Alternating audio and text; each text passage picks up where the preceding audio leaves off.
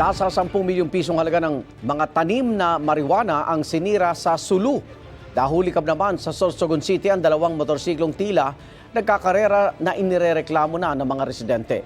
Darito ang unang balita. Sa CCTV sa Barangay Kapoy sa Sorsogon City, kitang nag-uusap ang dalawang motorcycle rider na yan sa gilid ng kalsada. Ang isa sa kanila walang suot na helmet. Maya-maya pumesto sila sa kabilang lane hanggang sa umarangkada at tila nagkakarera na. Ayon sa ilang residente, madalas umanong magkarera ang dalawang rider tuwing gabi at nakakaistorbo na ang kanilang ingay.